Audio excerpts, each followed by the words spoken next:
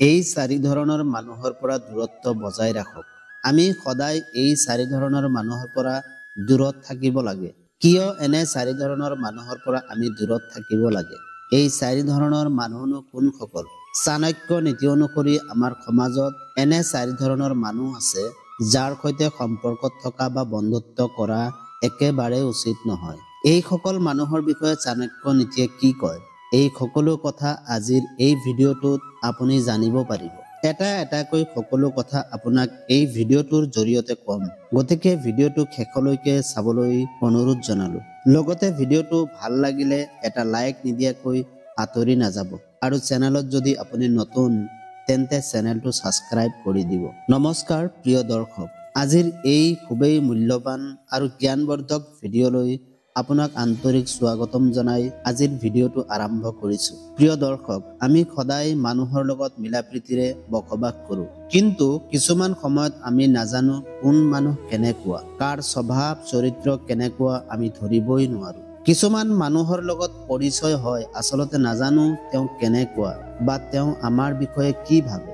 এই বিষয়ে আচাৰ্য চাণক্যই তেখেতৰ নীতিত কিছুমান ধাৰণা আমাক পূৰ্বতে দি থৈ গৈছে আৰু বৰ্তমান সময়তো আচাৰ্য চাণক্যৰ এই ধাৰণা বা কথাসমূহ মানুহৰ খুবেই কামত আহে। আচাৰ্য চাণক্যৰ সেই মূল্যৱান ধাৰণা আৰু কথাসমূহ জানো আহক। নম্বৰ 1, মিঠা কথা কোৱা লোক। মুখত বহুত মিঠা কিন্তু কামত নাই, এনেকুৱা মানুহ আমাৰ ওচৰে পাজৰে নাইবা আমাৰ সমাজত বহুত আছে। তেনে মানুহৰ পৰা সতৰ্ক হোৱা উচিত। আচলতে এনে মানুহে মিঠা মিঠা কথা কৈ আপোনাক বিপদতহে পেলাব।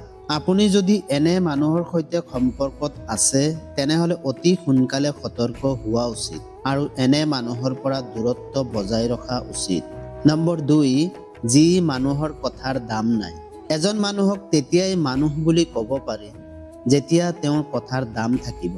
এটা কথা কোৱাৰ পাছত সেই কথাত ষ্টেণ্ড লৈ থকা জনৰ লগত বন্ধুত্ব কৰিব বা সম্পৰ্ক কৰক। নম্বৰ 3, প্ৰতাৰক মানুহ। বৰ্তমান সময়ত প্ৰতাৰণা কৰা মানুহৰ সংখ্যা বহু বেছি বাঢ়ি গৈছে।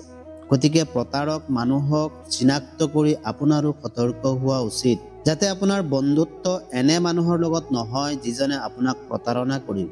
আপুনি যদি এনে মানুহৰ লগত সম্পৰ্কত আছে তেন্তে আপুনি মনে মনে তেওঁ নজনাকৈ অতি সোনকালে তেওঁৰ পৰা আঁতৰি আহক। নম্বৰ 4, প্ৰশংসা কৰা লোক। আমাৰ বন্ধু বান্ধৱীৰ মাজত বা আমাৰ ওচৰে পাজৰে নাইবা আমাৰ সমাজত এনে কিছুমান মানুহ আছে যিয়ে আপোনাক খুব প্ৰশংসা কৰে আৰু সেই মানুহজনে কৰা প্ৰশংসা সঁচা নে মিছা তাৰ বিষয়ে ভাবি চোৱা উচিত। যেতিয়া দেখিব আপোনাৰ বন্ধু বান্ধৱী বা অইন কোনো লোকে আপোনাক প্ৰশংসা কৰি আছে তেতিয়া আপোনাৰ ভবা উচিত যে সেয়া সঁচা নে মিছা।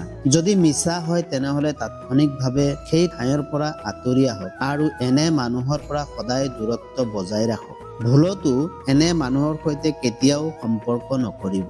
এনে মানুহৰ পৰা নিজে আঁতৰি থাকক আৰু অন্য লোকক আঁতৰি থাকিবলৈ পৰামৰ্শ দিয়ক। প্ৰিয় দৰ্শক, আচাৰ্য চাণক্যৰ মতে আমাৰ সমাজত থকা এই 4টা স্বভাৱৰ মানুহৰ পৰা আমি সদায় দূৰত্ব বজাই ৰাখিব লাগে।